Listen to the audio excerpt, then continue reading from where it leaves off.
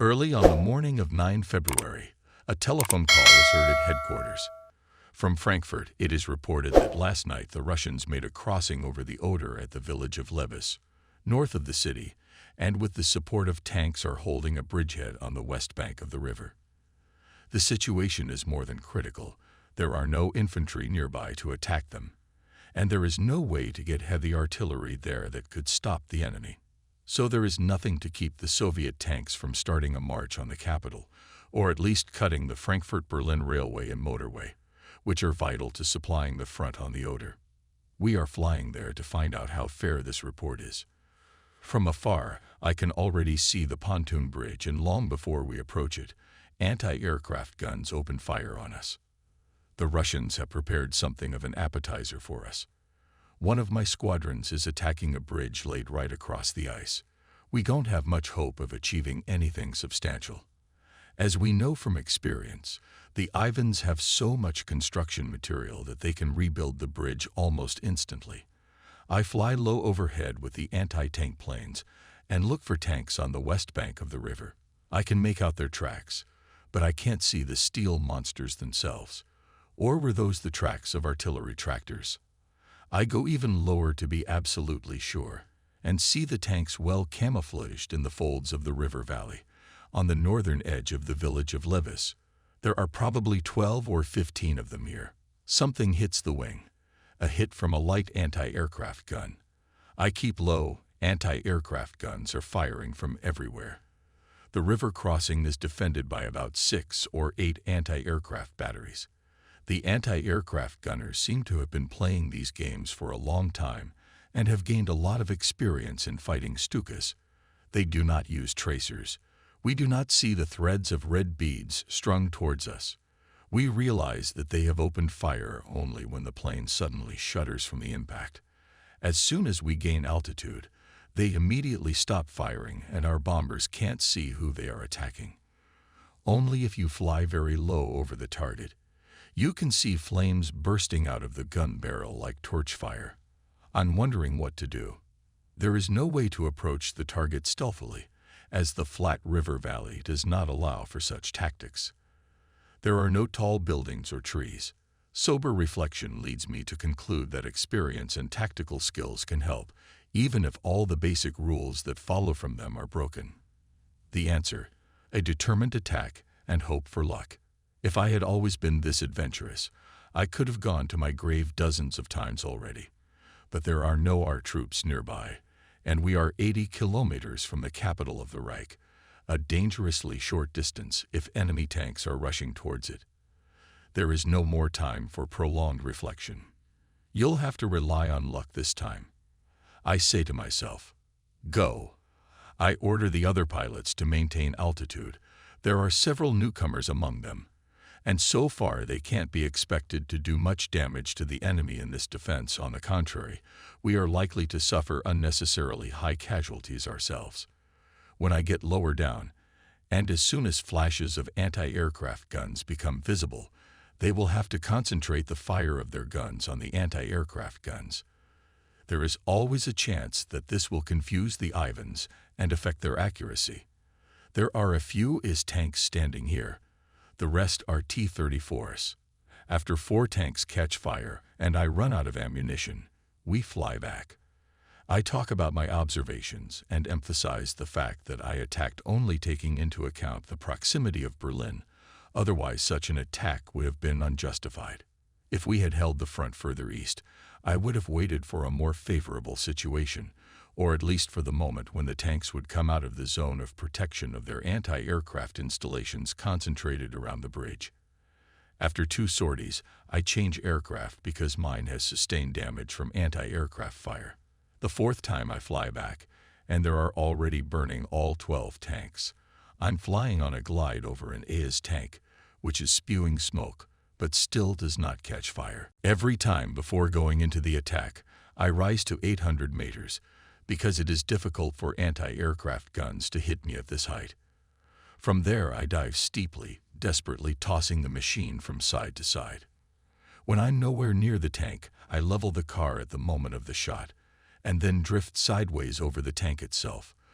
Following the same evasive tactics, to the point where I can gain altitude again, out of range of the anti-aircraft guns. I would of course need to approach the target more slowly when my aeroplane has better control, but that would be suicidal. Only through extensive experience and somnambulistic self-confidence am I able to leveler the machine for a split second and hit the tank at its most vulnerable points.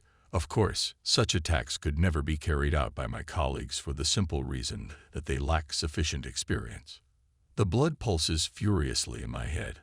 I know I'm playing cat and mouse with fate, but this must be set on fire. Once again to 800 meters altitude and down to the 60-ton Leviathan. It still won't light. I'm choking with rage. It has to light up, and it will. The red light on the panel board is flashing. And then there's this. One of the guns has a jammed breech. The other has only one shell left in it. I'm climbing up again. Isn't it crazy to risk everything for one shot?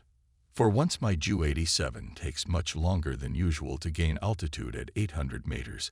As I now begin to weigh the pros and cons, one of my eyes says, if that 13th tank still hasn't caught fire, don't imagine you can get your way with one shell. Fly home and replenish your ammunition. You can always find it later. To this my other self replies with fervor.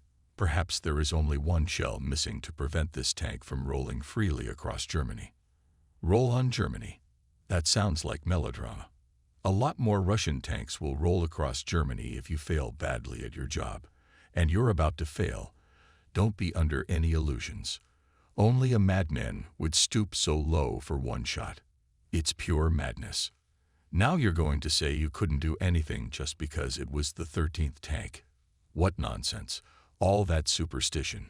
You only have one shell left, so drop this indecision and get to work. And here I am already going down from a height of 800 meters. Concentrate on the flight. Throw the plane from side to side. Here again the guns are spitting fire at me. Now I'm leveling the machine. Fire. The tank bursts into flames. With glee in my heart, I fly over the burning tank. I spiral upwards. The engine crackles and suddenly a red-hot steel blade pierces my leg. My eyes go black, my breath catches. But I must keep flying. Flying. I mustn't lose consciousness. Clench your teeth. You must overcome your weakness. Spasms of pain roll through my entire body. Ernest, my leg's been blown off. No, if it was torn off, you wouldn't be able to talk. Our left wing is on fire. You need to land. We've been hit by two 40mm anti-aircraft shells. A frightening darkness envelops my eyes. I can't see anything else.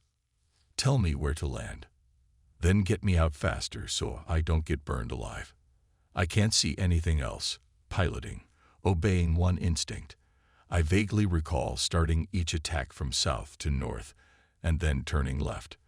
Thus I must be flying west, towards home. This goes on like this for several minutes. I don't understand why the wing still hasn't fallen off yet. I'm actually flying northwest, almost parallel to the Russian front. On your own, shouts Gatterman over the intercom, and I feel myself slowly sinking into a sort of fog, a pleasant oblivion.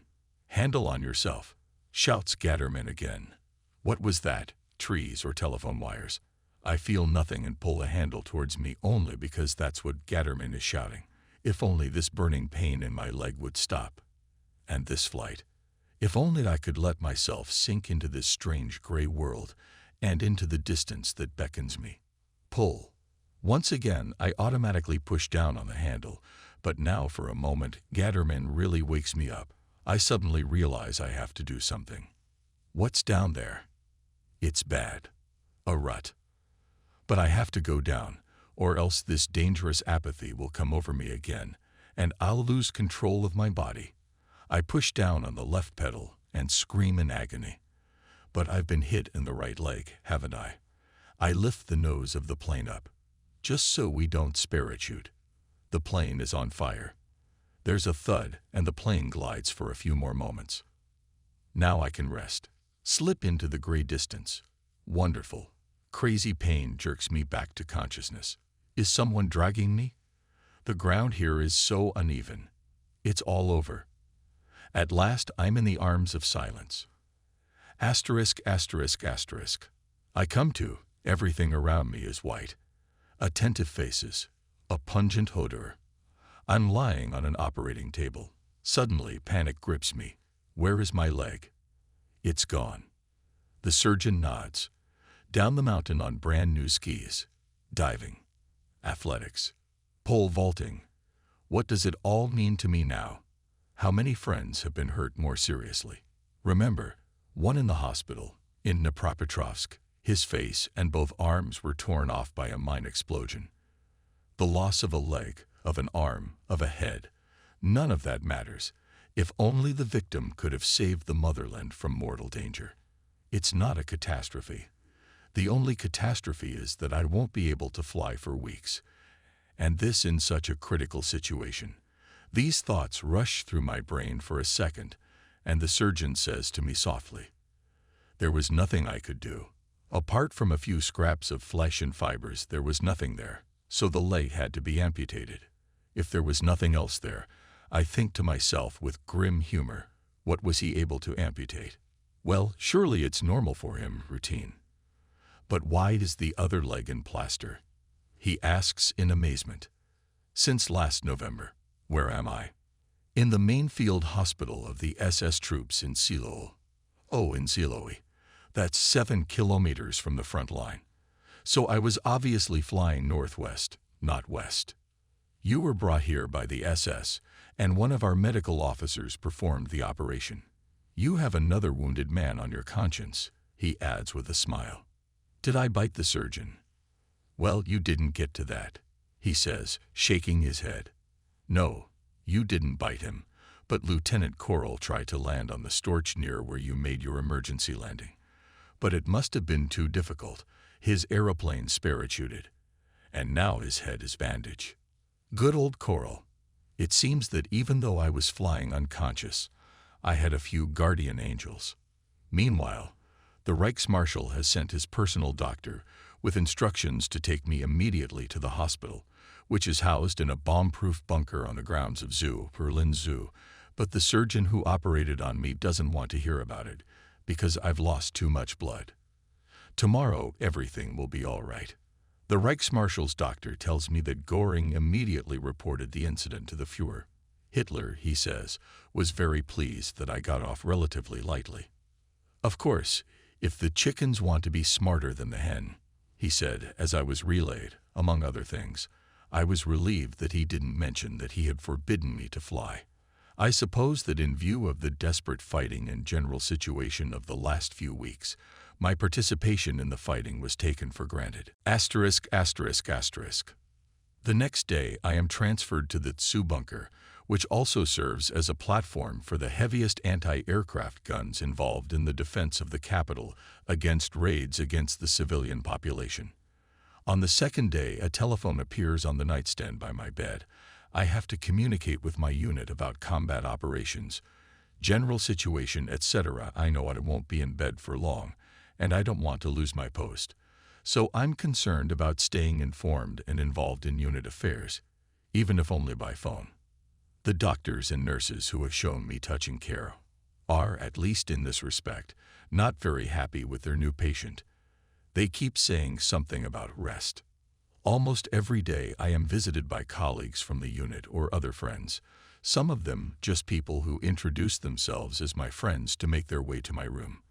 When they are pretty girls, they open their eyes wide and raise their eyebrows questioningly when they see my wife sitting by the bedside. They have already started talking to me about a prosthesis, although they don't know the extent of my recovery yet. I am impatient and want to get up as soon as possible. A little while later, I am visited by a denture maker. I ask him to make me a temporary prosthesis with which I can fly, even though the stump has not yet healed. Several first-class companies refuse on the grounds that it is too early. One craftsman accepts the order, but only as an experiment. He goes at it so vigorously that I get dizzy. He applies the plaster all the way up to the groin without lubricating the surface or adjusting the protective cap.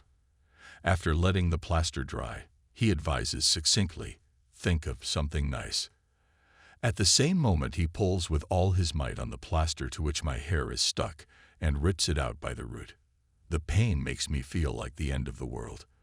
This bloke has clearly made the wrong choice of profession. He should have been shoeing horses. Meanwhile, my 3rd Squadron and regimental headquarters have moved to Gorlitz, the same town where I went to school. My parents' home is quite close by. Right now, the Russians are pushing their way into the village, Soviet tanks rolling over the places where my childhood passed. I could go crazy just thinking about it.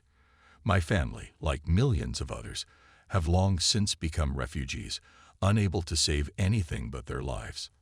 I lie there, doomed to inaction. What have I done to deserve this? I don't have to think about it. Flowers and all sorts of gifts that are brought to my room every day are proof of the love of the people for their soldiers.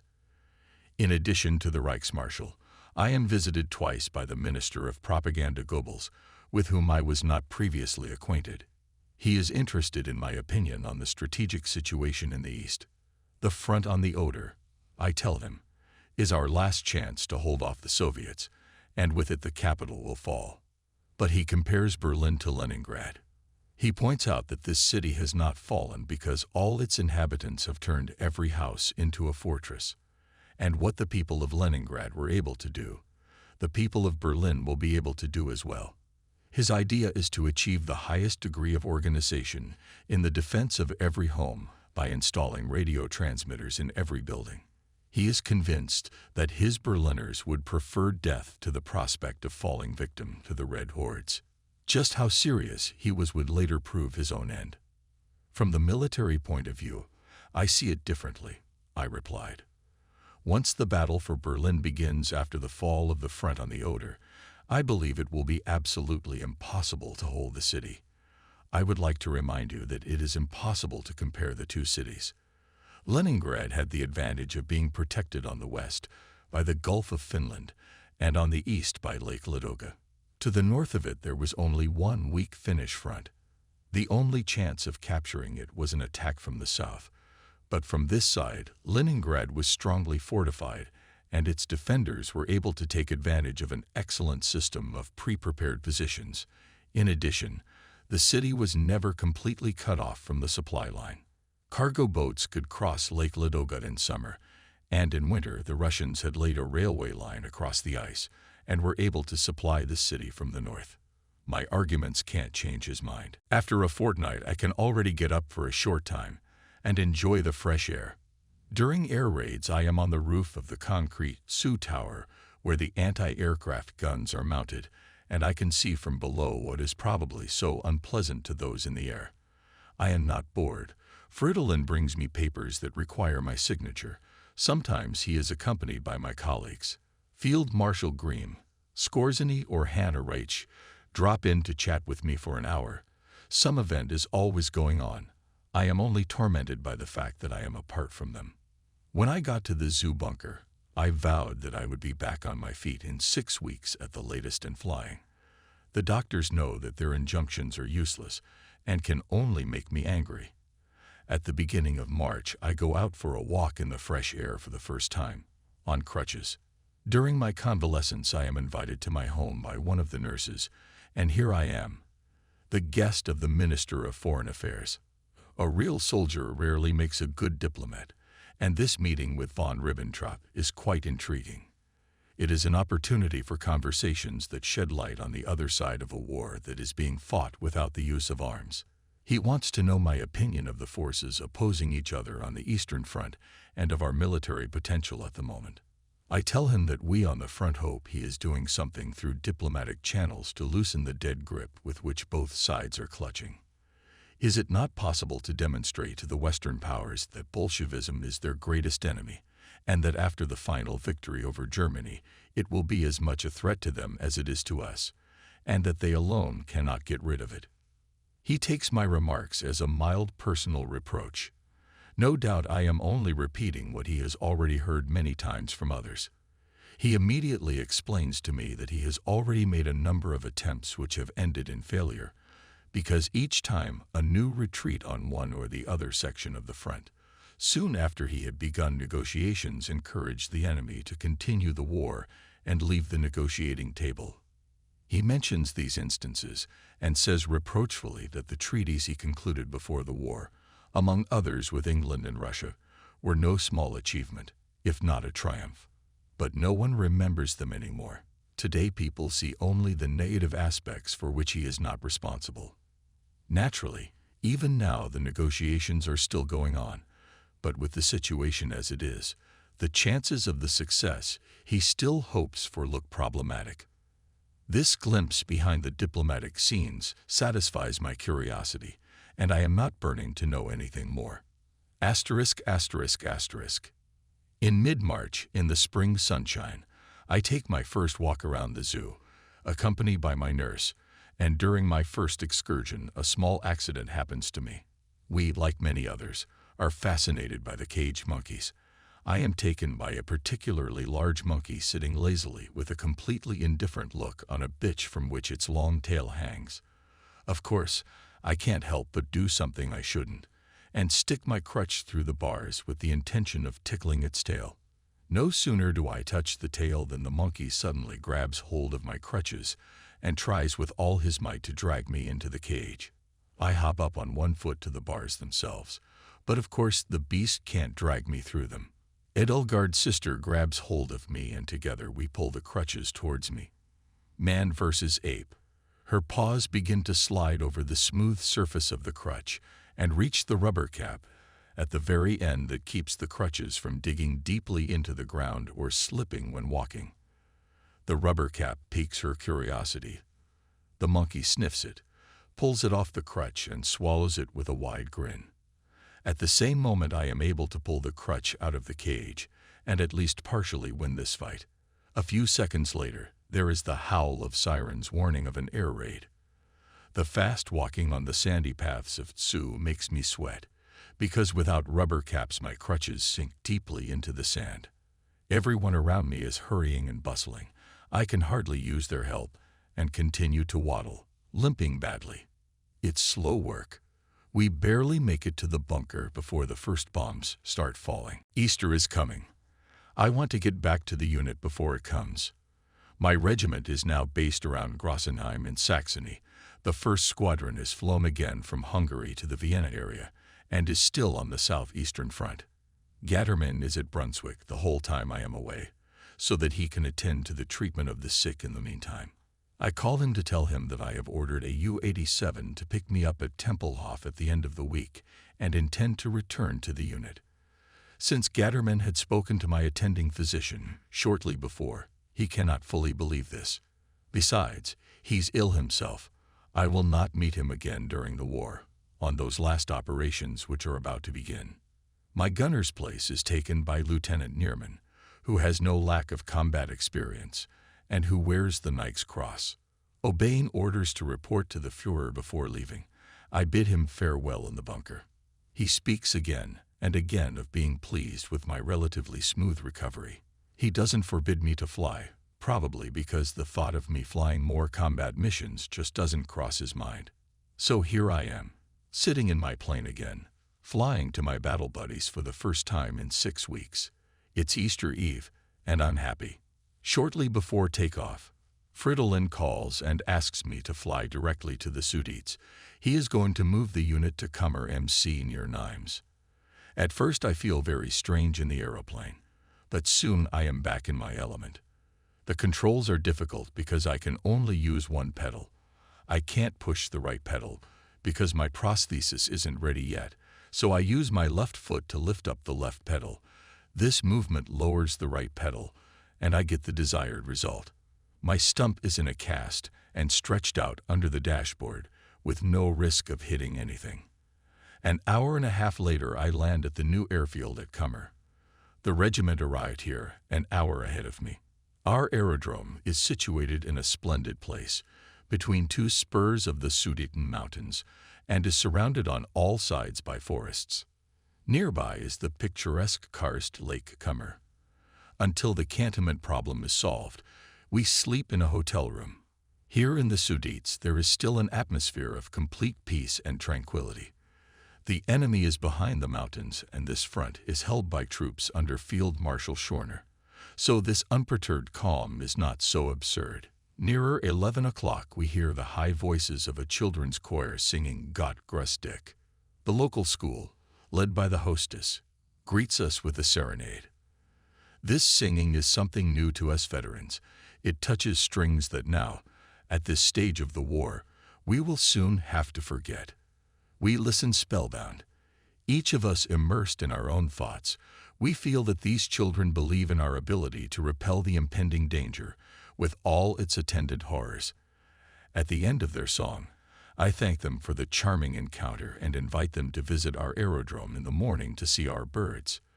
They turn up the next day, and I begin the procedure by taking off in my anti-tank plane and firing at a 1/3 square meter target.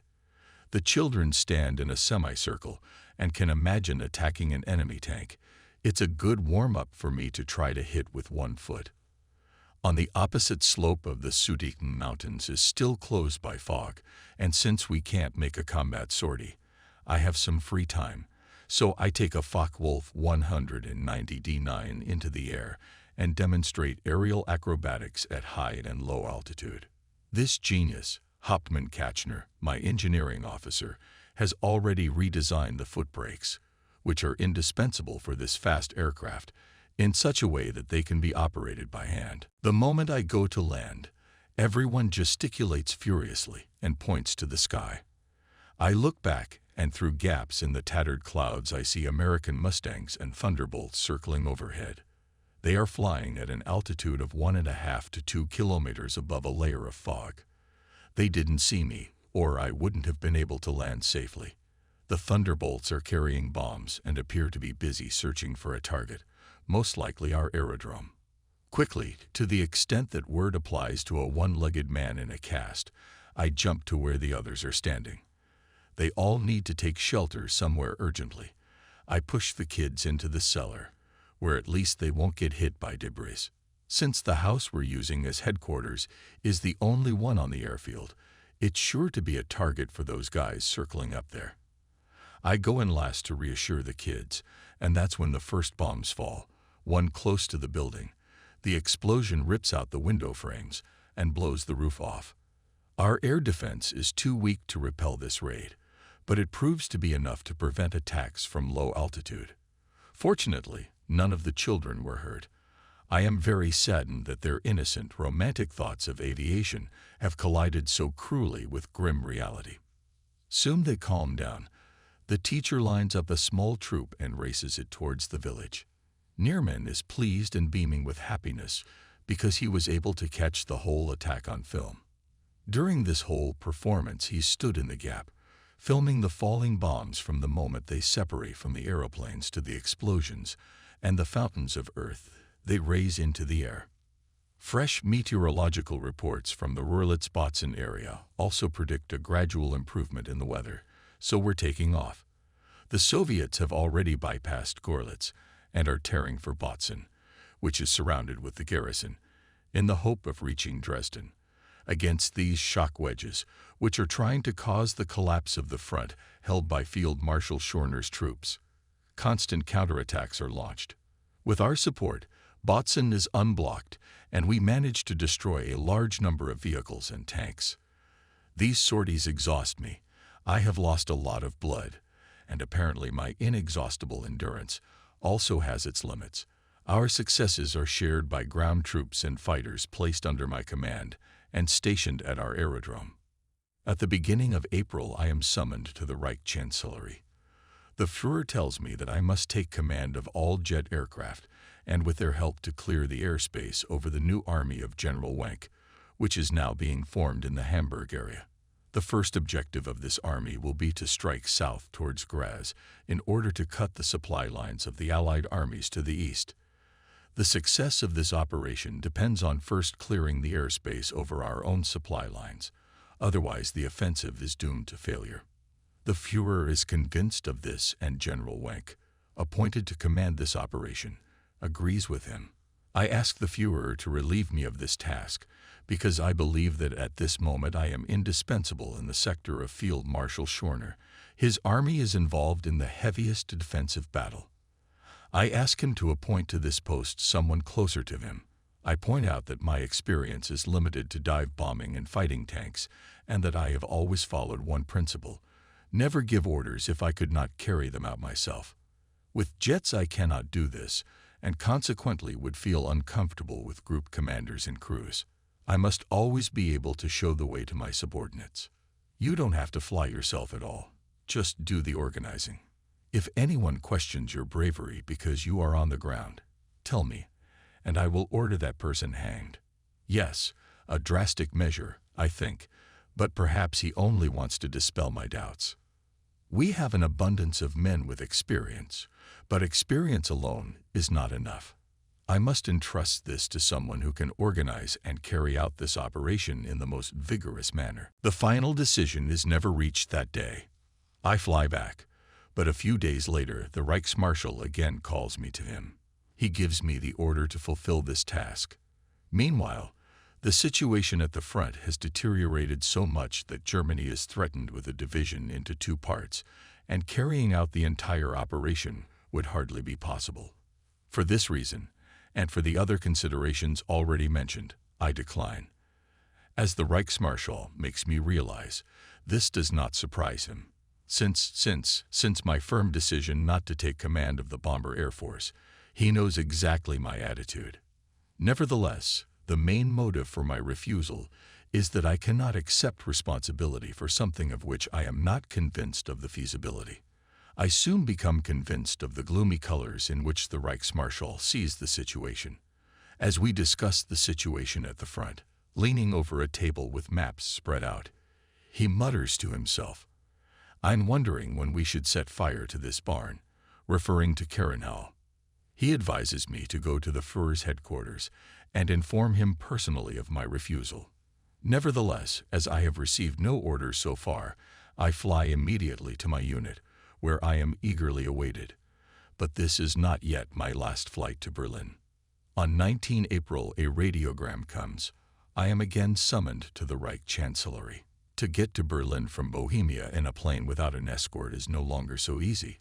In many places, the Russian and American fronts have come very close to each other. There are many aeroplanes in the air, but there are no German aeroplanes among them. I arrive at the Reich Chancellery and am invited to go to the reception area of the Führer's bunker. There is an atmosphere of calm and confidence here, present mostly army officers who are involved in current or planned combat operations. Outside you can hear the heavy thumping of ton bombs being dropped by mosquitoes in the city center. The commander-in-chief enters at almost 11 p.m. I had anticipated the subject of the conversation, this being the assignment discussed earlier. The Führer's hallmark is to go round and round, and never speak directly about the matter. And this evening he begins with a half-hour lecture explaining the decisive importance of the development of technology, in which we have always led the world, an advantage which we must now utilize to the utmost, and thus turn the tide and achieve victory. He tells me that the whole world is afraid of German science and technology, and shows me some intelligence reports which describe the steps taken by the Allies to steal our technical achievements and our scientists. Listening to him, I am amazed every time by his memory for figures and his special knowledge of technical things. At the same time, I have flown over 6,000 hours, and with my extensive practical experience, I know almost everything about the various types of aeroplanes he talks about. But there is nothing about which he cannot disseminate with inimitable simplicity, and about which he has not made pertinent suggestions for modification. During the last 3 or 4 months his physical condition has deteriorated. His eyes shine brightly. Oberst von Below tells me that Hitler has had virtually no sleep in the last 8 weeks, one meeting succeeded by another. His hand is shaking. He's had it since the attempt on his life on 20 July. During the long discussion that evening I notice, in addition, that he tends to repeat the same thing, something he has never done before, although his words are clearly thought out and full of determination. When the long preamble is over, the Führer comes to the main subject of which I have so often heard. He enumerates the reasons I was informed of a few days ago, and concludes, "I wish that this difficult task would have been undertaken by you, the only man who carries Germany's highest honor for bravery. I refuse, giving the same or similar arguments as last time, especially stressing the fact that the situation on the front has become even worse and that it is only a matter of time before the eastern and western fronts meet in the center of the Reich, and after that the two halves will have to operate separately.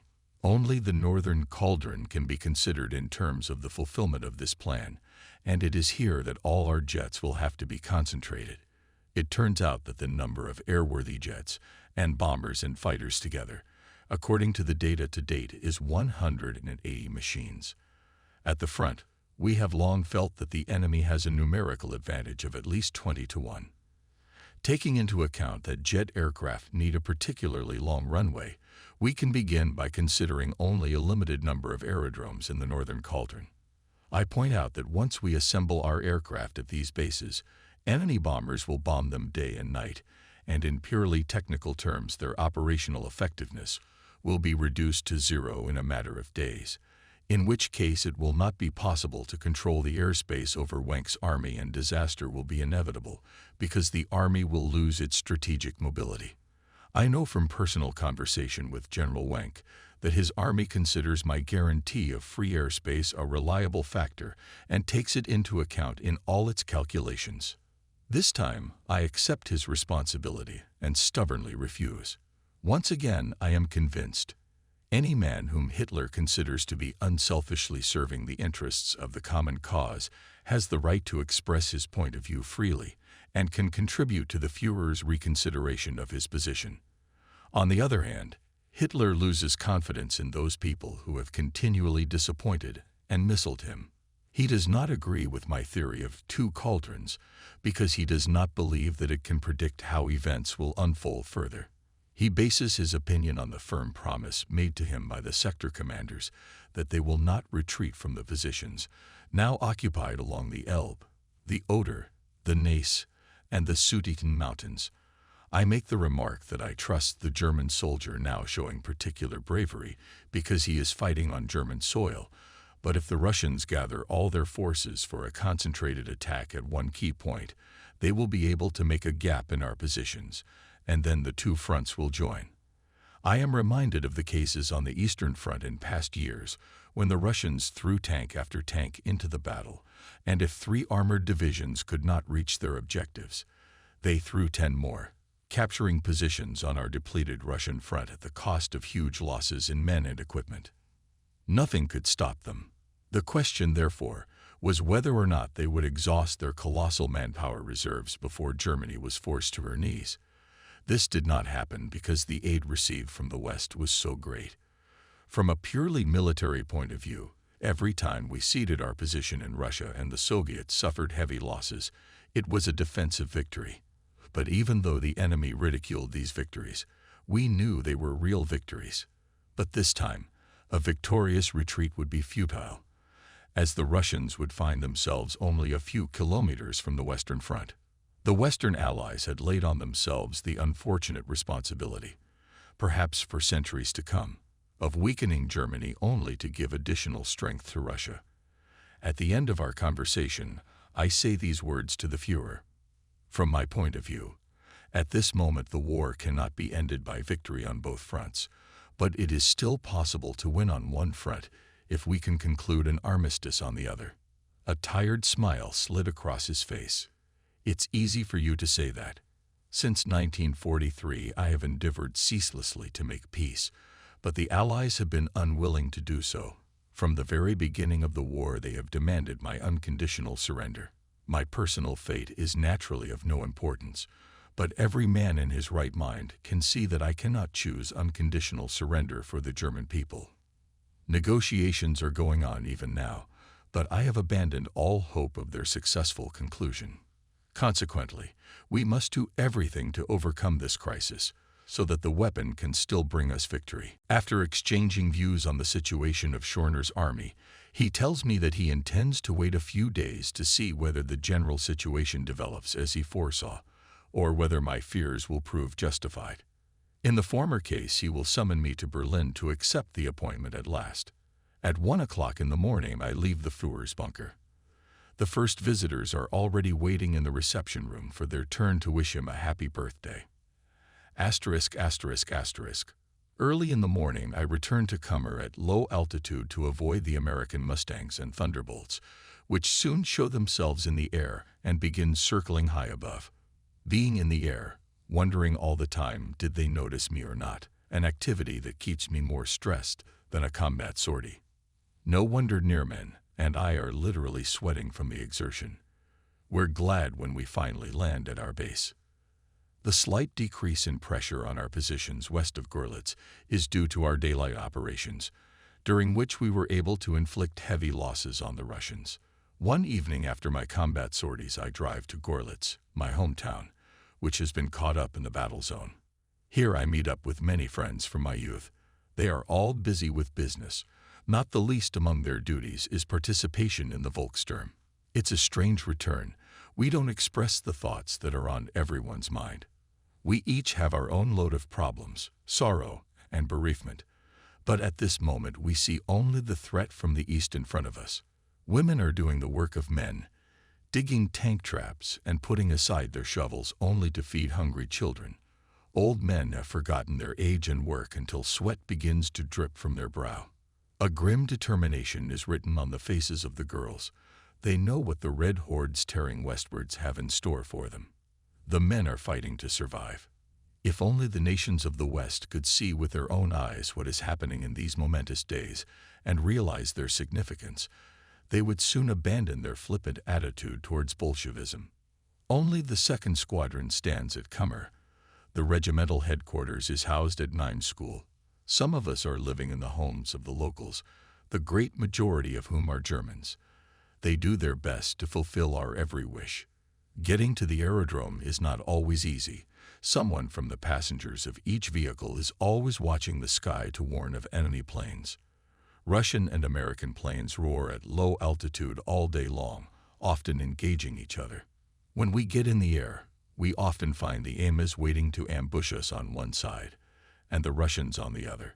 Our old Ju-87s crawl like snails compared to the enemy planes, and when we get close to the target, our nerves are already strained to the limit by the constant air battles.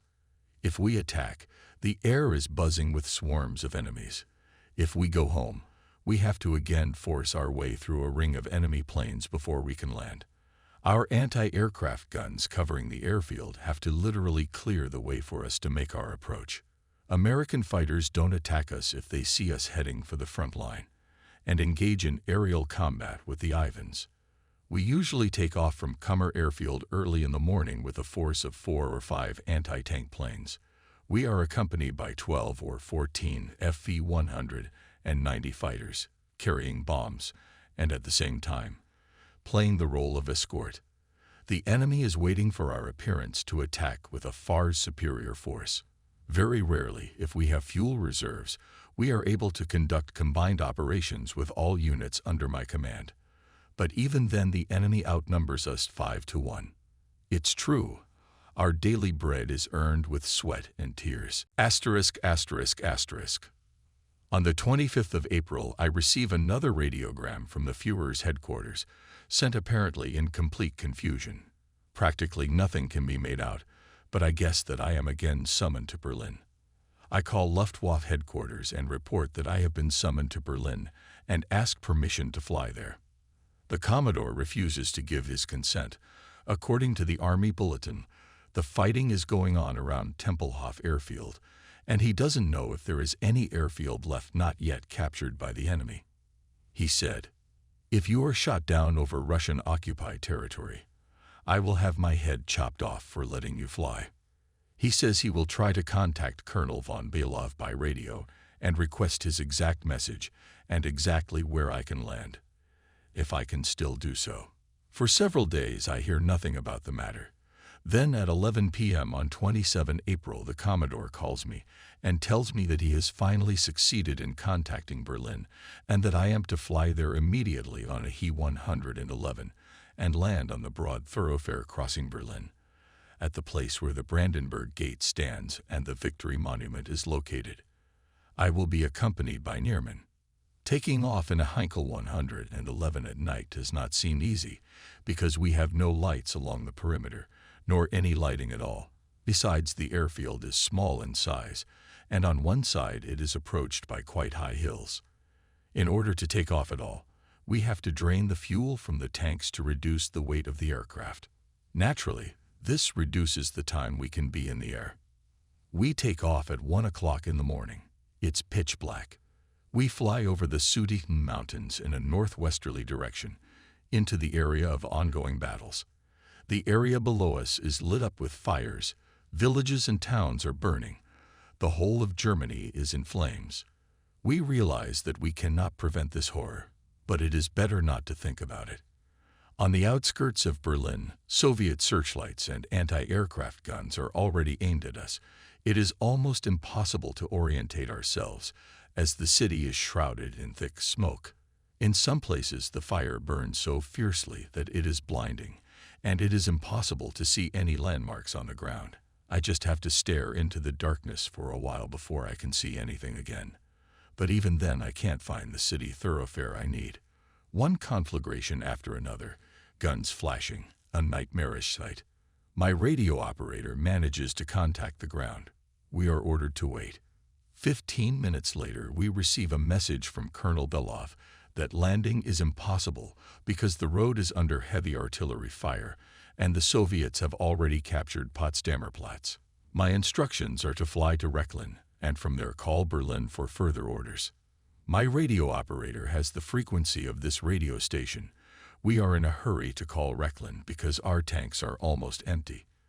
Below us stretches an ocean of flames, which can only mean that the Russians have broken into the city and on the other side, in the neighborhood of Neerpin, and only a narrow corridor to the west is open for escape. To my request to switch on the lights, Rechlin replies with a refusal. They are afraid that they will immediately incur a night attack by enemy aircraft. I read to them in plain text the instructions for our landing, adding a few not particularly polite remarks from myself. I like all this less and less, because the fuel could run out at any moment. Suddenly, scanty lights come on to our right and mark the outline of some sort of aerodrome. We are landing. But where are we? It's Wittstock, 30 kilometers from Rechlin. Wittstock listened to our conversation with Rechlin and decided to switch on his lights. An hour later at 3 a.m. I arrive at Rechlin, whose control room is equipped with radio communication. With its help, I manage to contact Berlin. Colonel von Belov tells me that it is no longer necessary for me to go to Berlin, as Field Marshal Ritter von Gramm has been assigned to the place intended for me, with whom it was possible to contact in time. Moreover, he says that it is no longer possible to land in Berlin. I reply, "In the morning I will land on a Stuka on this main line. I think it can still be done on a lighter aeroplane. Besides, it seems important to me to get the Führer out of this dangerous place, so that he does not lose control of the whole situation." Von Belov asks me not to hang up while he makes inquiries. He returns to the telephone and says, "The Führer has made his final decision. He has decided that Berlin must be held to the last, and therefore cannot leave the capital, the situation in which looks critical. He is sure that if he leaves the city, the troops holding it will be convinced that he is abandoning Berlin to its fate, and will conclude that any resistance is futile. The Führer therefore intends to remain in the city. You should not attempt to enter the city, but you should immediately return to Sutenland to provide support for the army of Field Marshal Schorner, who is ordered to strike in the direction of Berlin." I ask von Belov what he thinks of the situation, because he tells me all this calmly and without emotion. Our situation does not seem too good, but an offensive by General Wenck or Schorner may yet save Berlin. I admire his equanimity. I know what to do and return to my unit to continue combat operations. *****. The shocking news that the head of state and supreme commander of all the armed forces of the Reich is dead has an overwhelming effect on the troops. But the Red Hordes are ravaging our country, and so we must continue to fight. We will only lay down our arms when ordered to do so by our leaders. It is our duty under our oath. It is our duty in view of the terrible doom that threatens us if we surrender unconditionally, as the enemy insists. It is our duty to the destiny that has placed us geographically in the heart of Europe, and which we have followed for centuries. To be the bastion of Europe against the East. Whether Europe realizes or not the role which fate has assigned to us, whether it treats us with fatal indifference or with hostility, none of this changes our duty to it one iota. We are convinced that we will be able to hold our heads high when the history of our continent, and especially of the troubled times that lie ahead, is written. The eastern and western fronts are coming closer and closer together. We are finding it more and more difficult to carry out operations. One can only admire the discipline of my men. It has remained exactly the same as on the first day of the war. I'm proud of them. The harshest punishment for my officers, as it has always been, is when they are not allowed to fly with the others on a combat mission. I'm having trouble with my stump. The mechanics designed me an ingenious device similar to the devil's hoof that I fly with. It is attached under my knee, and every time I push on it, say, when I need to push the right pedal, the lower part of the residual limb, which has just started to heal, is rubbed so that an ulcer forms on the skin.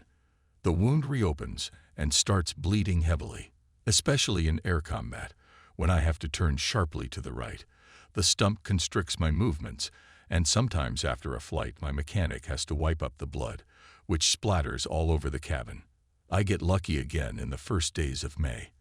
I go to meet Field Marshal Schorner, but I want to look on the way to the Luftwaffe headquarters in Hermannsdottel Castle, about 75 kilometers away. I fly there in a Storch and see that the castle is surrounded by tall trees. In the center is a park, in the grounds of which I can, I think, land. With me in the aeroplane is the faithful Fridolin. The landing goes safely.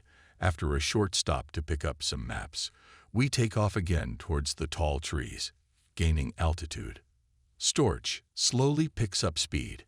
In order to facilitate the takeoff, I release the flaps just before the forest edge. But the aircraft can't get above the tallest trees. I pull the handle towards me, but we don't have enough speed. It's no use pulling back. The nose of the plane feels heavy. I hear some kind of terrible cracking noise. I've now completely shattered my stump, if nothing worse. Then suddenly everything goes quiet. Am I lying on the ground? No, I'm sitting in the cockpit with Fridolin next to me. We're stuck in a fork of branches at the very top of a huge tree, and we're swaying merrily back and forth. The whole tree is wobbly. The impact must have been too strong. I'm afraid the Storch will play another trick on us and flip upside down. Fridolin moves closer and asks anxiously, "What's going on?" I tell him, "Don't move or we and what's left of the Storch will crash down." The tail and pieces of wings have fallen off and are lying on the ground. I'm still holding the handle. The stump is intact. I didn't hit it against anything. Lucky me, we can't get down from the tree. It's very tall and has smooth bark. We wait, and after a while the general appears on the scene. He heard the cracking and now sees us sitting in the tree. He is very pleased that we got off so lightly. As there is no other way to get us down, he sends for the local fire brigade. They help us down a long extension ladder. The Russians have bypassed Dresden and are trying to cross the Erzgebirge from the north to reach the Protectorate borders and flank Schorner's army. The main Soviet forces are in the Freiburg area and to the southeast of it. During our last sortie, we see south of Diepoldeswald a long column of refugees being overtaken by Soviet tanks. They roll right through the human stream like asphalt rollers, crushing everything in their path. We immediately attack the tanks and destroy them, and the column continues south. Apparently the refugees are hoping to take refuge behind the Sudeten Mountains, where they think they will be safe.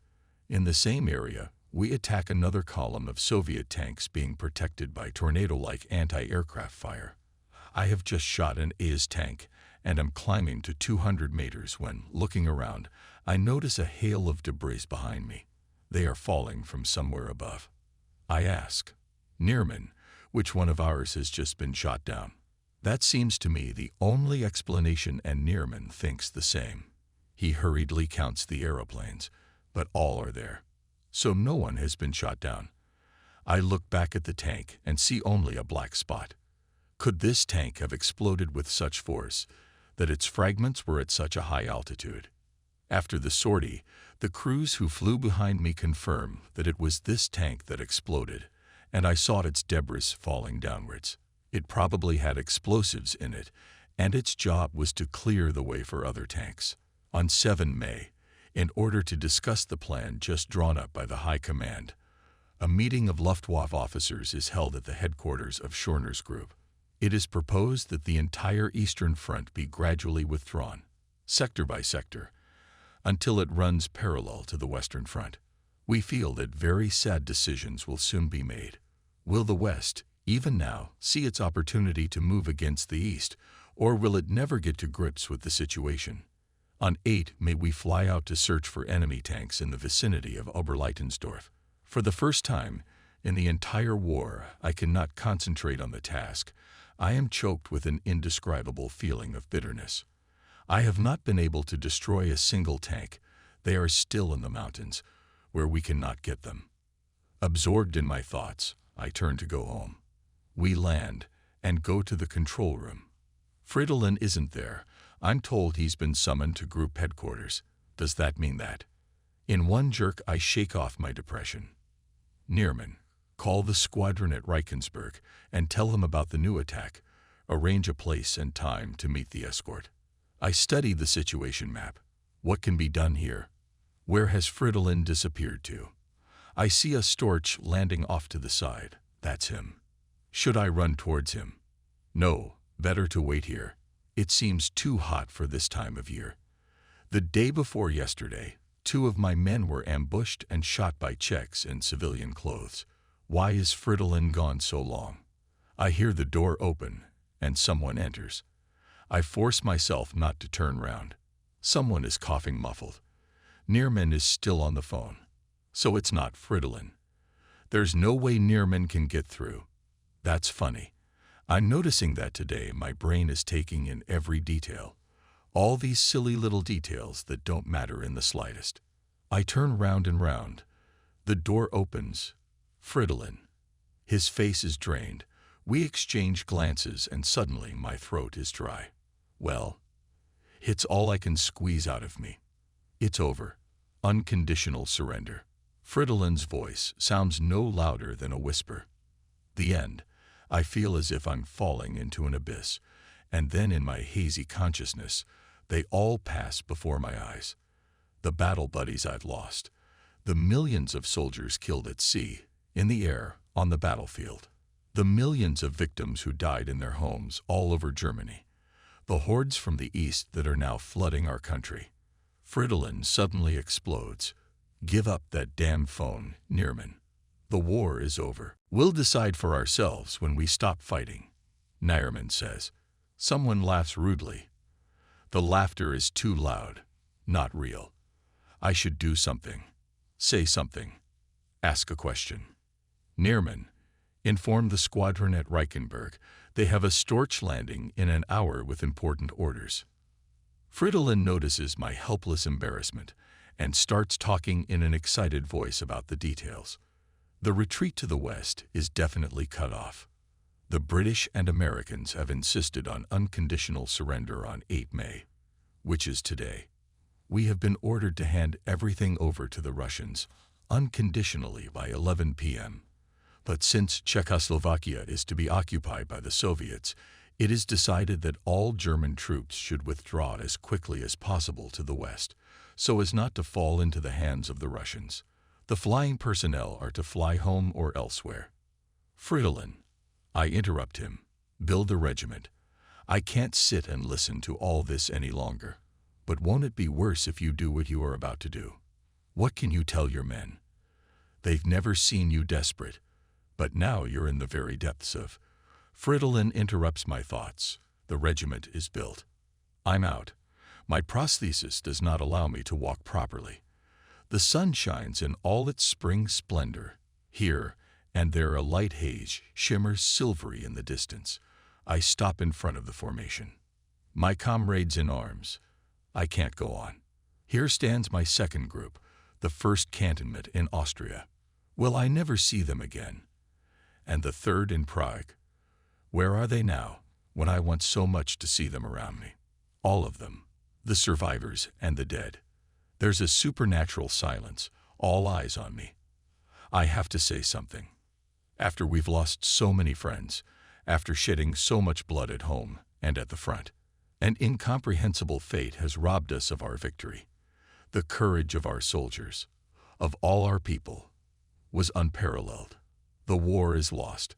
I thank you for the loyalty with which you, in this regiment, have served your country. I shake hands with all of them in turn.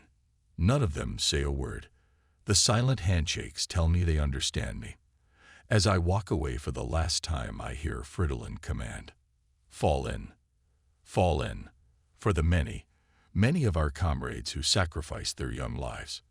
Fall in, for our people, for their heroism, unequaled in history, equal, for the most beautiful legacy the dead have ever bequeathed to posterity. Bow, for the countries of the West, whom they endeavored to protect and who are now enclosed in the fatal embrace of Bolshevism. Asterisk, asterisk, asterisk. What are we to do now? Is the war over for Immelmann? Shall we not give the German youth a reason to raise their heads proudly one day and make some final gesture, for example, dive with the whole regiment on an enemy headquarters or other important military target, and with such a death put a worthy end to the list of our combat missions? The whole regiment will be with me as one man. I'm sure of it. I put the question to the group. The answer is no. Perhaps that's right. Enough of the dead already, and maybe we'll have other missions. I decide to lead a convoy heading west. It will be a very long convoy because all the formations under my command, including the anti-aircraft gunners, must follow along with the ground personnel. Everything will be ready by 6 o'clock, and then we will hit the road. The commander of the 2nd Squadron receives orders to take to the air, and with all the aeroplanes to fly westwards. When the Commodore learns of my intention to lead the column, he orders me, on account of my wound, to fly the aeroplane while Fridolin leads the march. The squadron at Reichenberg remains under my command. I can no longer contact it by phone, so I have to fly there with Neerman to brief them on the new situation. The Storch is not gaining altitude well, and I need it because Reichenberg is on the other side of the mountains. I approach the aerodrome with every precaution, from the valley side. It looks kind of abandoned. I don't see anyone at first, so I pull up to the hangar with the intention of using the phone in the control room. I am just getting out of the Storch when there is a terrible explosion, and the hangar explodes before my eyes. Instinctively, we fall down flat and wait for a hail of rocks that blows several holes in the wing. But we are not hit. Near the control room, a truckload of rockets catches fire, and they fly into the air, sparkling with all the colors of the rainbow. A symbol of disaster. My heart starts to bleed just thinking about it. No one here is expecting my news that it's over. In all likelihood, they got the news from somewhere else. We scramble into our mangled Storch, and after an interminably long run up, the aircraft climbs exhaustedly into the air. We fly back to Kummer, following along the Sing Valley. Everyone is busy assembling. The order of departure is assigned the most favorable from the point of view of tactics. Anti-aircraft guns are scattered along the length of the column so that they can cover it in case of attack when the need arises if someone tries to stop our march. Our objective is American-occupied southern Germany. After the convoy has moved, everyone else, except those who want to wait for me to take off, will fly to wherever. Many of them will have a chance to avoid capture if they can land somewhere near their homes. I can't do that. I intend to land at an American-occupied aerodrome because my leg requires medical intervention, so the idea of hiding somewhere is out. Besides, there are plenty of people who might recognize me. I see no reason why I shouldn't land at a normal aerodrome, in the hope that Allied soldiers will treat even a defeated enemy in a chivalrous manner. The war is over, and so I am unlikely to be arrested and detained for long. I think everyone will be allowed to go home after a short time. I am standing watching the loading of the convoy when I hear a rumble high above us. It's 50 or 60 Russian bombers, Bostons. I barely have time to sound the alarm before the bombs start whistling down on us. I am lying on the road, clutching my crutches, and thinking that if these fellows aim well, we shall, with such crowding, have heavy losses. The rumble of explosions is already heard, a carpet of bombs falling right in the center of the town, a kilometer from the road on which our column is lined up. Poor people of Nimes. The Russians come in again. Even at the second attempt they can't get into the column. Now the cars are moving. I look one last time at my unit, which for 7 years has been my world and all that has mattered to me. How much blood spilled for a common cause has cemented our friendship. I salute them one last time. Asterisk, asterisk, asterisk.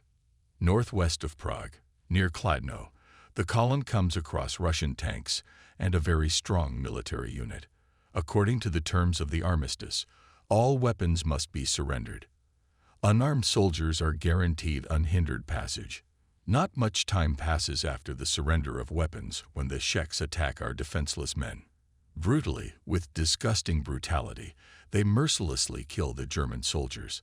Only a few are able to make their way west, among them my young intelligence officer, Lieutenant Hoff. The rest fall into the hands of the Czechs and Russians. Among those who fall victim to Czech terrorism is my very best friend, Fridolin. It is an immeasurable tragedy that he had to meet such an end already after the war was over. Like their comrades who gave their lives in this war, they too become martyrs of German freedom. The convoy moves off and I return to the Kummer aerodrome. Kachner and Fridolin are still standing next to me. Then they get into the car and drive off to meet their fateful fate. 6 other pilots have insisted on flying west with me. We pilot 3 U-87s and 4 FV-190s. Among them is the 2nd Squadron Commander and Lieutenant Schwerblatt, who, like me, lost a leg and has nevertheless done a tremendous job in the last week of destroying enemy tanks. He always says, tanks don't care whether we destroy them with 1 leg or 2. After a hard farewell to Fridolin and Kachner, a gloomy premonition tells me that we shall never see each other again. We take off for the last time. It's a strange and indescribable feeling. We say goodbye to our world. We decide to fly to Kitzingen because we know it is a large aerodrome there and therefore, as we imply, is now occupied by the American air fleet. In the neighborhood of Sats, we get into air combat with the Russians, who suddenly appear out of the haze and hope, intoxicated with victory, to make mincemeat of us. But what they have failed to do in 5 years, they are failing to do today, during this last battle. We approach the airfield from the east, tensely wondering whether the American anti-aircraft guns will fire on us, even now. A large airfield is already visible ahead. I instruct my pilots by radio telephone that they may crash their aeroplanes on landing. We are not going to hand over still combat-ready machines into American hands. I order the landing gear to disengage and then rip them off while running at high speed. The best thing to do would be to brake sharply with 1 wheel and pedal with all my might on the same side. I see a crowd of soldiers on the aerodrome. They are lined up as if on parade, probably some sort of victory parade, with the American flag flying above them. First, we fly low over the airfield to make sure the anti-aircraft guns won't fire at us when we land. Some of the parade participants look up at us and suddenly see a German swastika above their heads. They immediately rush to the ground. We land in accordance with my orders. Only one of our aircraft makes a soft landing and rolls into a car park. The sergeant from the 2nd Squadron piloting this aircraft was carrying a girl in the tail of his plane and was afraid that if he landed on his belly, damage would be done not only to the aircraft, but also to his priceless cargo. Of course, was the first time he had seen her. It just so happened that she was standing lonely on the edge of the aerodrome and didn't want to get to the Russians. But his comrades know better. As I was flying first, my aeroplane lying on the road at the very end of the runway, some soldier is already standing by the pilot's cockpit with a revolver pointed at me. I open the cockpit, and he immediately reaches out to grab my Knight's Cross with gold oak leaves. I push him aside and close the cockpit again. Perhaps this encounter would have ended badly for me if a jeep with a few officers had not pulled up beside me, who gave this mate a headbutt and sent him off to do his business. They came closer and saw that my bandages on my right leg were soaked in blood, the result of the air battle over Sots. The first thing they did was to take me to the dressing station where they changed my bandages. Neerman doesn't let me out of sight and follows me like a shadow. I am then taken to a large partitioned-off room in an upstairs hall turned into a kind of officer's mess hall. Here I meet the rest of my comrades who have been brought directly here. They stand at attention and salute me with the salute prescribed by the Führer. At the far end of the room stands a small group of American officers. They do not like this spontaneous salute and mutter something to each other. They obviously belong to the mixed fighter unit that is stationed here with their Thunderbolts and Mustangs.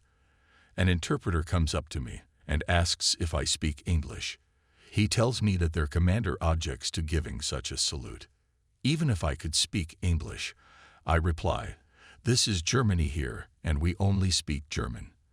As for the salute, we were ordered to give it that way, and being soldiers, we follow our orders. Tell your commanding officer that we are pilots of the Immelmann Regiment, and as the war is over, and no one has defeated us in the air, we do not consider ourselves prisoners. The German soldier, I pointed out to him, has not been defeated in battle on equal terms, but has simply been crushed by staggering masses of fighting equipment. We landed here because we didn't want to stay in the Soviet zone. We'd rather not discuss this any further, but wash up, clean up, and get something to eat. Some of the officers continued to scowl, but we doused ourselves so diligently with water that a whole puddle formed on the dining room floor. We are making ourselves at home here. Why don't we wash up? Besides, we're in Germany. We talk without any embarrassment. Then we eat. An interpreter comes and asks us on behalf of the commander of this unit if we could talk to him and his officers when we are done with our meal. This invitation interests us as pilots, and we agree, especially when all mention of why and where the war was won and lost is banned. From outside comes the sound of gunfire and noise, colored soldiers celebrating victory by getting drunk. I would not like to go downstairs to the ground floor. Bullets fired for the occasion whistle here and there. We go to bed very late. Almost everything except what we had on us is stolen during the night.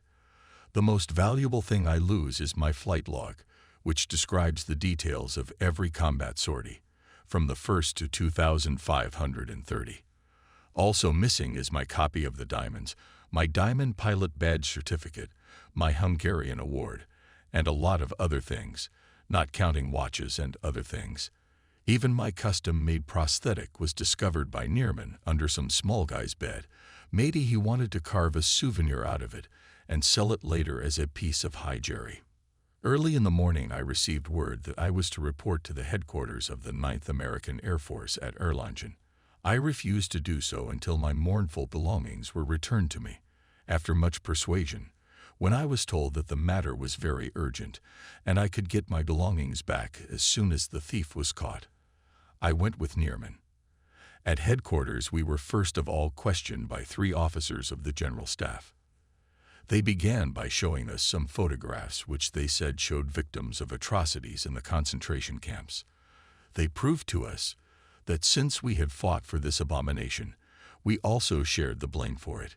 They refused to believe me when I told them that I had never seen a single concentration camp in my life. I added that if any excesses had been committed, they were deplorable and reprehensible, and the real perpetrators should be punished.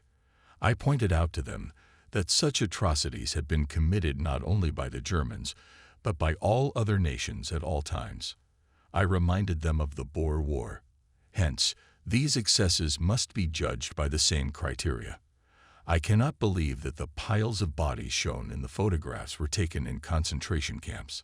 I told them that we had seen such pictures, not on paper, but in reality, after the air attacks on Dresden, Hamburg, and other cities, when 4 engine bombers indiscriminately literally flooded them with phosphorus and bombs of enormous destructive power, and thousands of women and children fell victim to the carnage. And I assured these gentlemen that if they were particularly interested in atrocities, they would find abundant material from their Eastern allies. We were never shown these photographs again. Looking at us with anger, the officer making the interrogation report commented as I finished speaking, "Typical Nazi. I don't really understand why you would call someone a typical Nazi just for telling the truth. Do these gentlemen know that we fought for Germany and not for any political party? Believing this, millions of our comrades died. I said to them, the day will come and you will regret that by defeating us you have thereby destroyed the bastion against Bolshevism." This statement of mine seemed to them like propaganda, and they refused to believe me. They said we just wanted to divide the Allies and pit them against each other. A few hours later, we were taken to the commander of this air army, General Willand. The general turned out to be of German descent, originally from Bremen. He made a good impression on me, and in the course of our interview I told him of the disappearance of the already mentioned objects, so valuable to me, at Kitzingen. I ask him if such incidents are frequent. He makes a fuss, but not over my frankness, but over this disgraceful theft. He orders his adjutant to instruct the commander of the unit stationed at Kitzingen to find my property and threatens the culprits with a court-martial. He asks me to be his guest in Erlangen until everything is returned to me. After the conversation, Neerman and I were driven in a jeep to the suburbs, where an abandoned villa was placed at our disposal. A sentry posted at the gate reminds us that we are not completely free. A car appears to take us to the officers' mess for lunch. The news of our arrival soon spreads among the inhabitants of Erlangen, and the sentry has to negotiate all the time with our many visitors. When he does not fear a sudden visit from his superiors, he tells us, "Ich nix sten." This is how we spend 5 days in Erlangen. Our colleagues who remained in Kitzingen, we never had occasion to see again. The Americans have no reason to detain them. On the 14th of May, Captain Ross, an Air Army intelligence officer, turns up at our villa. He speaks German well and brings us a note from General Willand, in which he regrets that the search for my belongings has so far come to nothing, but orders have just come that we are to be taken immediately to England for interrogation. After a short stopover in Wiesbaden, we are taken to a special interrogation camp near London. The accommodation and food are ascetic, and the English officers treat us correctly. The elderly captain to whose care we are entrusted is, in civil life, a patent lawyer from London. He visits us every day on inspection, and one day sees my golden oak leaves on the table. He looks at them thoughtfully, shakes his head, and says quietly, almost fearfully, how many human lives it has cost. When I explain to him that I earned this order in Russia, he leaves us with marked relief. During the day, I am frequently visited by British and American intelligence officers in varying degrees of curiosity. I soon realize that we hold opposing views. This is not surprising when you consider that I have made almost all combat sorties in an aircraft of low speed, and my experience is therefore quite different from that of the Allies, who tend to exaggerate the value of every extra kilometer per hour, even if only as a mere guarantee of safety. There is no way they can believe that I have made over 2,500 combat sorties in such a slow aircraft. They are also not at all interested in learning from my experience, since there are no safety guarantees here. They brag about their missiles, which I already know about and which can be fired from the fastest aircraft. They don't like it when I tell them that the accuracy of these missiles is much less compared to my guns. I don't particularly mind these interrogations. My successes have not been achieved with any technical secrets. Thus, our conversations are little more than a discussion about aviation and the war that has just ended. The British make no secret of their respect for the achievements of the enemy. Their attitude is built on notions of sporting integrity, and we welcome it. For 45 minutes every day, we can walk behind barbed wire. The rest of the time we read and make plans for what we will do after the war. After about a fortnight, we are sent north and interned in a regular American prisoner of war camp. There are many thousands of prisoners in this camp. Only the bare minimum of food is given, and some of our comrades who have been here for some time have become weak from exhaustion. My stump is giving me trouble, and I need a new operation. The camp medical chief refuses to perform the operation on the grounds that I have been flying with one leg, and he is not at all interested in what is happening to my stump. It is swollen, inflamed. I suffer from acute pain. The camp authorities could not think of better propaganda among the thousands of German soldiers in favor of their former officers. Many of our guards know German well. They emigrated to the States after 1933 and speak German as well as we do. The black soldiers have a good disposition and are alert, except when they are drunk. 3 weeks later I, along with Neerman, and most of the badly wounded are transferred to Southampton. We crowd aboard the cargo ship Kaiser. When 24 hours pass and no food is brought to us, we suspect this will continue all the way to Cherbourg because the American crew is going to sell our rations on the French black market. A group of Russian front veterans, having learnt of this, break into the pantry and take the distribution of food into their own hands. The sailors on this ship, who learn of this raid much later, have their faces pulled.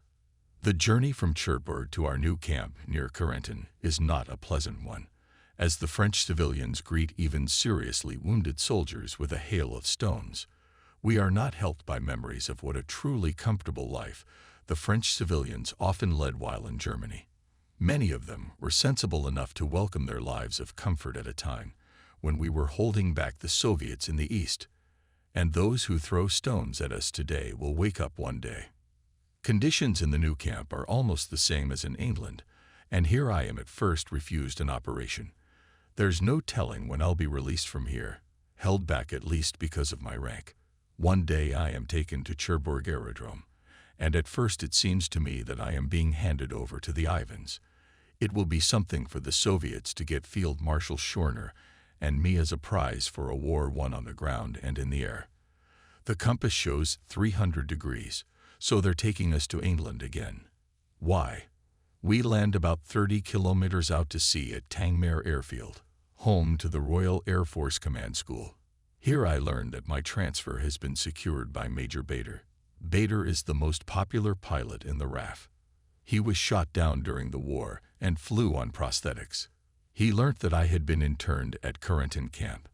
He himself had been a POW in Germany and had made several attempts to escape. He can tell stories that differ from the fabrications of the vicious agitators who by all means try to brand us Germans as barbarians. Asterisk, asterisk, asterisk. This time spent in England has been a real rest cure after the prisoner of war camps. Here I rediscover that there is a respect for the achievements of the enemy, a chivalry which is natural to every officer in the service of any country in the world. Bader sends me to London to the man who made his prosthetics in the hope that he will make me the same. I decline this generous offer because I can't pay for the order. I've lost everything in the East, and I don't know yet what may happen in the future. In any case, I won't be able to repay him in pounds sterling. Major Bader is almost insulted when I refuse to take advantage of his kindness and worry about payment. He brings the man with him, and the latter makes a plaster cast. The prosthetist returns a few days later and tells me that the stump must be bloated from the inside, as it is thicker at the end than at the base, and before he can finish making the prosthesis, an operation must be performed. A few days later, an inquiry comes from the Americans regarding me, because it turns out that I have only been borrowed for a while and must be returned to my place. My holiday is almost over. During one of my last days in Tangmere, I had a much clarifying discussion with RAF cadets who were in flight school. One of them, a non-Englishman, hoping no doubt to enrage or humiliate me, asks what I think the Russians might do to me if I return to my native places in Silesia. I suppose the Russians are clever enough, I reply, to take advantage of my experience. In the field of tank fighting, which is inevitable in any new war, my explanations may put the enemy Russians at a disadvantage. I have destroyed more than 500 tanks, and supposing that during the next few years I should train 500 or 600 pilots, each of whom would destroy at least 100 tanks, you can yourself guess how many tanks the enemy's industry would have to produce to make up for all these losses. This answer generates widespread surprise, and I am excitedly asked how this can be reconciled with my past attitude towards Bolshevism. So far, I have not been allowed to say anything disparaging about Russia, their ally. But now I am told about the mass deportations to the east, and told about the cases of rape and atrocities, about the bloody terrorism with which the hordes that swooped down from the Asian steppes tortured the subjugated peoples. This is something new to me, because previously they had carefully avoided touching on the subject, but now their views are exactly in line with our own, quite often expressed opinions, and expressed in words that are often copied from our vocabulary. The RAF commanders who piloted hurricanes on the side of the Russians at Murmansk share their recollections, and they are extremely sharp. Of all of ours shot down, almost no one was left alive. "And you want to work for the Russians," they exclaim. "I was very interested to hear your opinion of your allies," I reply. "Of course, I have not said a word about what I think of it myself. I have only answered the question you asked me. No further mention is made of Russia in my presence. I am taken back to the French camp, where I continue for some time longer. The efforts of the German doctors are finally crowned with success, and I am transferred to a hospital. A few days before, Neerman is released in the British zone. He begs several times to be left with me, but it cannot be delayed any longer. A week after I leave the French camp, I find myself on an ambulance train to the hospital in Starnbergersee. At Augsburg, our train is turned round and sent to Fürth. Here, after a stay in a military hospital, in April 1946, I managed to secure my release.